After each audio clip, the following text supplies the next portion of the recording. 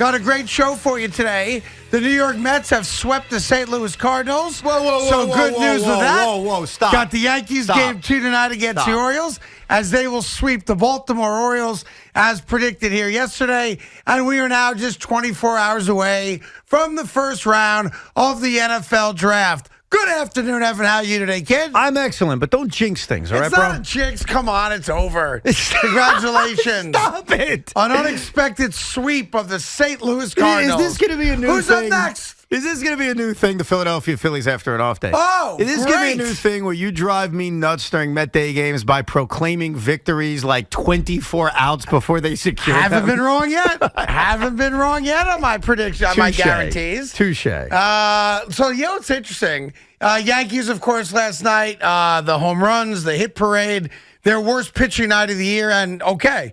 That's what you need to do when you're not going to. Just one thing. Yeah. It was their worst pitching night. Severino for 5 innings was brilliant. Oh, he was brilliant. And I don't think we should ignore Flirted that. with a no-hitter for a minute, right? He was awesome for 5 That's fair. innings. The bullpen for the first time this year. Yes. Didn't get the job done. And for the first time this year, legitimately, the offense powered the team. Yes. So all good for them. Yes. And they play again tonight, Tyler Wells against Jordan Montgomery. That third home run by Rizzo was one of the oddest home runs that I've ever seen. In what manner? In the fact that it looked like it was a foul ball, and it's as if God was standing up there and blew it fair for Anthony Rizzo.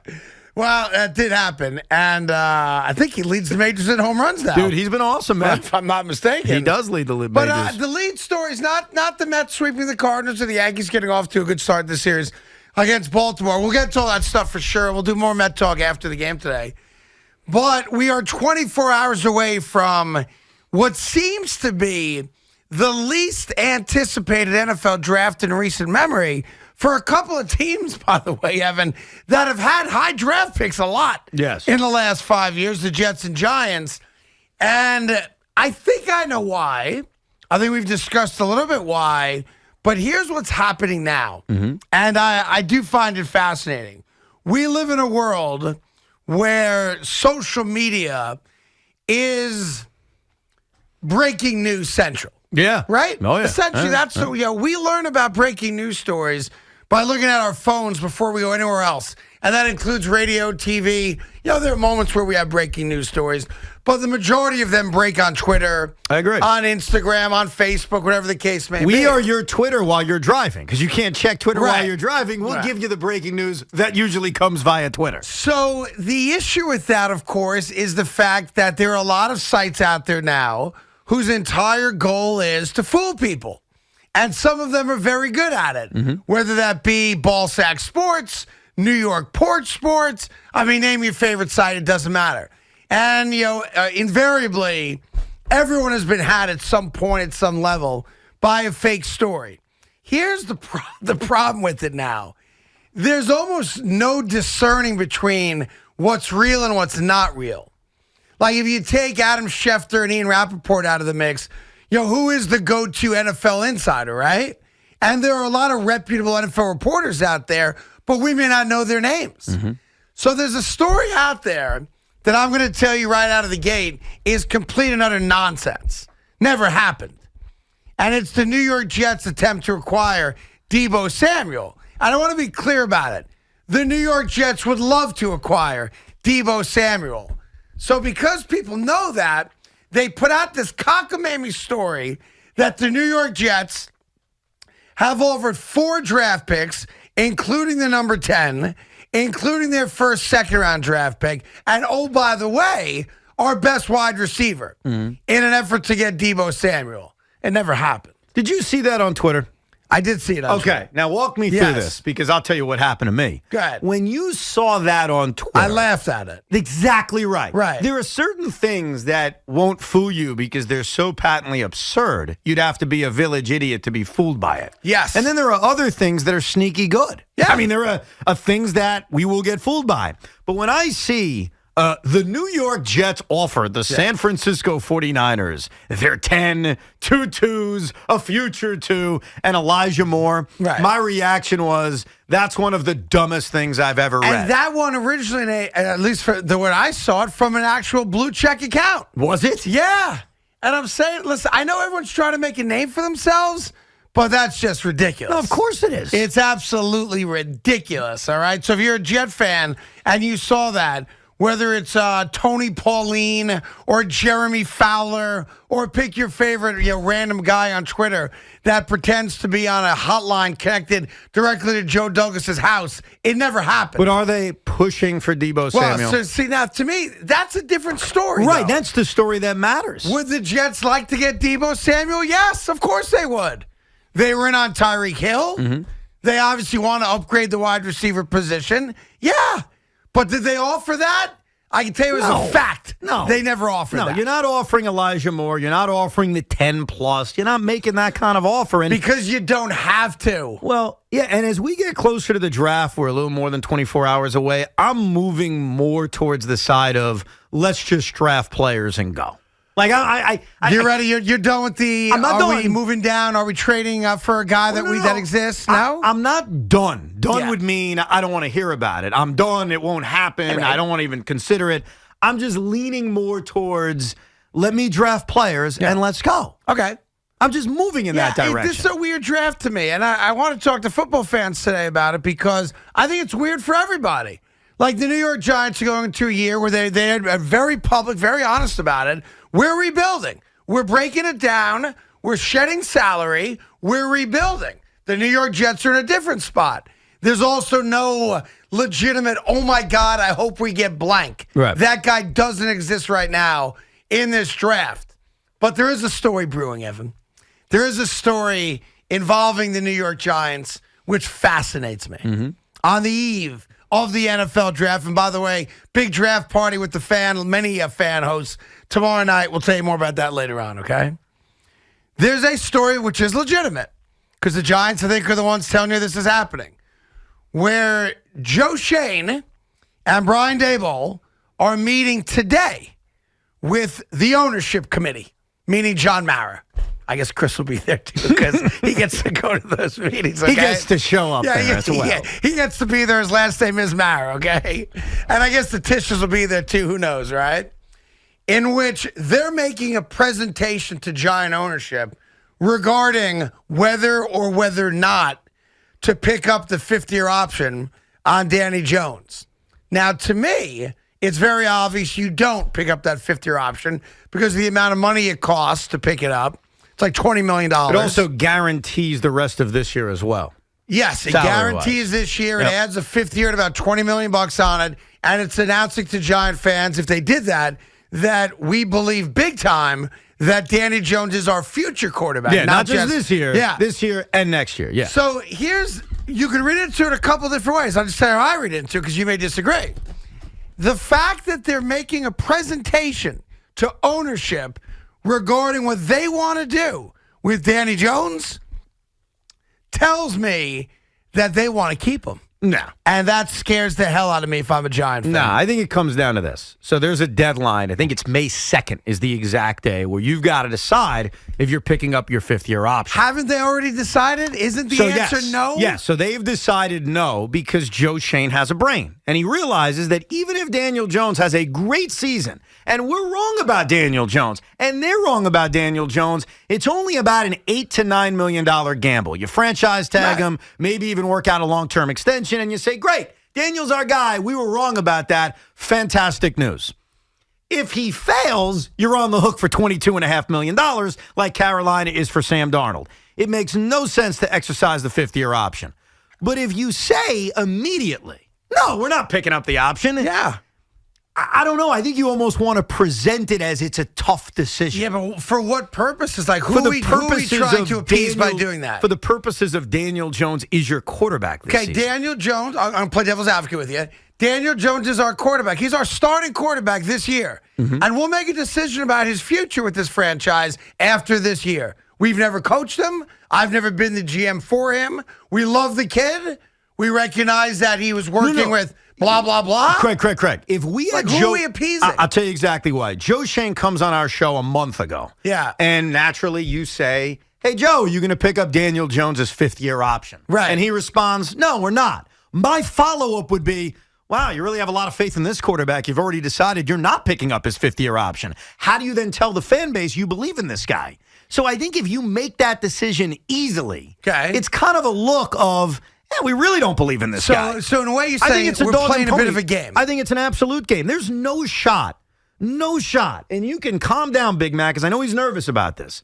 There is no shot the New York Giants are going to pick up the fifth-year option on Daniel Jones. See, and Zero. I agreed with you 100% until today. When I saw the announcement today that they're making some type of presentation or pitch. It's a draft presentation. That's the way I interpret it. I interpret it as, here's our draft we're going board. to talk to the owners about Daniel Jones' fifth-year option. I think it's a lot about the draft board that they have and talking to ownership. You know how much John Mara wants to be involved, even if he's not really making the decisions. I think John Mara is one of those owners that wants to be involved in these meetings. He wants to know what's going on. And it is his right. But they've decided the fate of Daniel Jones. I don't know. I've got to tell you right now, I think it's up in the air right now. Let's say I'm wrong. I really do. I've been wrong before. But if I'm wrong and they pick up this guy's fifth-year option, that really would worry me about Joe Shane. Now, it's early on. I don't think Joe's done anything that would bother you yet as a Giant fan. And I think we're right now in the honeymoon stage where you believe, hey, maybe this is the guy. Maybe this is the GM that's going to turn this franchise around. Yeah. He's so much better than Dave Gettleman. But if they pick up the fifth-year option on Daniel Jones, that is a horrific move that makes no sense. And they won't. Well, I don't think they should. I don't think they will. But the fact that they haven't made that decision yet, I'm fascinated by that. But they have made the decision. Like, Craig, what's the benefit of publicly saying a month ago we're not picking up his option? Fan base wants to hear it. That's part. If we're playing games, let's play games. Yeah, but I think you also need to play the game of. What have you said to diehard Giant fans? Listen, I've never coached Daniel Jones. I have a lot of respect for him. I can tell you a million reasons why he has not gotten better. Offensive line, right? Which John Mara's essentially said. Right. They've said it every time you ask about Daniel Jones, we've let him down. We've done everything to screw this kid up, I think was John's quote. If you came out and said to Giant fans, here's the deal. We are not going to give him the fifth-year option because it doesn't make good business sense to do it. Mm-hmm. But if Daniel Jones has the year we all think he's capable of the year we all think he's capable of having, right, then there'll be no issue with us bringing Daniel Jones back because we always have the right to franchise him, as you said. Right. That's what if I'm a Giant fan, that's all I want to hear. Yeah, but I don't think it's about a dog and pony show for Giant fans more than it is for the quarterback himself. I mean, whether we like it or not, Daniel Jones is going to be the quarterback of this team. I think you want to instill some level of confidence in him, and deciding so early on, of course we're not picking up the fifth-year option, may not be something that benefits you in any way. Like, at the end of the day, they're not picking up his option. Read my lips. They are not. Well, so do they know that? Yes, they know that. I don't know if they do. So whether they publicly announce it on May 1st or March 1st, there's no difference. You're not picking up his option. And again, if we're wrong about Jones and with a better offensive line, because there's no doubt in my mind with one of their two picks, they're taking an offensive tackle, probably at number 5. Okay? They're going to try to improve this offensive line, and they're going to hope Daniel Jones stays healthy and has a great year. And if he does have a great year, then there's an easy way out. You franchise him. Yeah. You work out a long-term extension. Avoiding the fifth-year option isn't a declaration that he's 100% gone. It's likely that he's gone at the end of the year because it's likely he's not the answer, because it's likely he's not going to get to a full season just based on his track record. But there's a way out if we're all wrong about Daniel Jones. Craig, there is no way Joe Shane, because I believe it. Okay. There is no way Joe Shane is picking up this fifth-year option. Well, if you're a diehard Giant fan and you read the news today like we did, that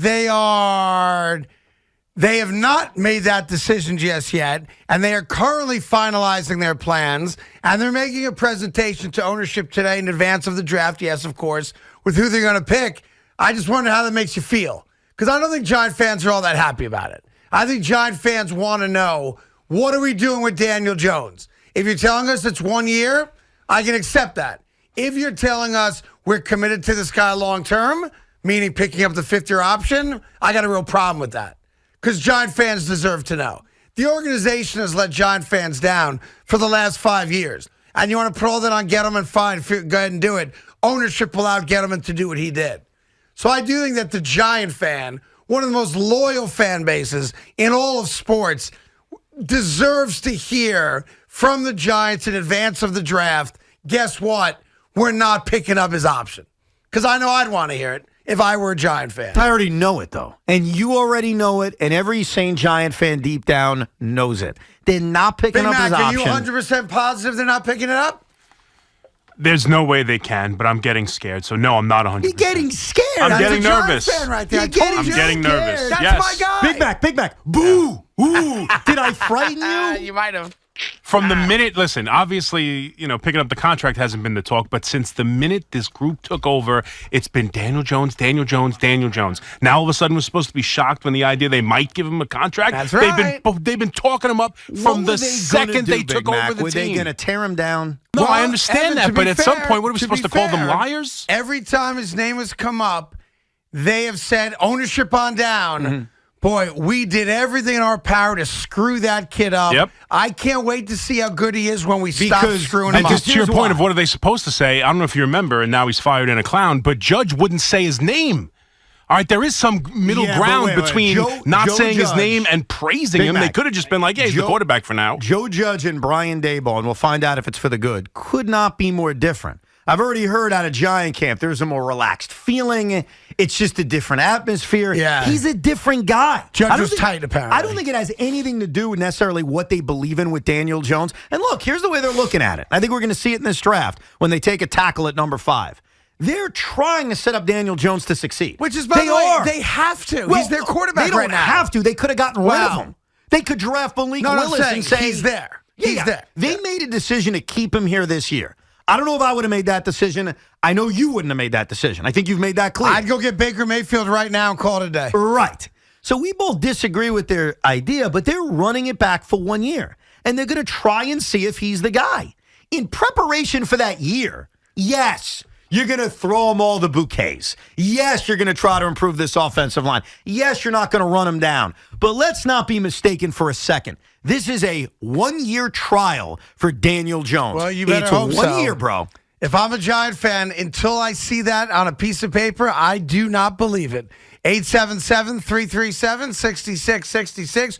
We'll get your take on it, of course, right here on The Fan. We have Yankee tickets to give away, as always, at 3 o'clock. And it is Wednesday. And that means, of course, WAG Wednesday. Joining us at 5 o'clock, she goes by the name Miss Jones. And that's all you need to know. And she claims she's got a lot of stories to tell us, Evan, because she's a huge sports fan. I don't know. She's also a former basketball coach. She's also got a degree in psychology. She's also a former ring girl for Japanese boxing. Wow. She's also a former police officer. Wow, law enforcement. Chris. Yeah.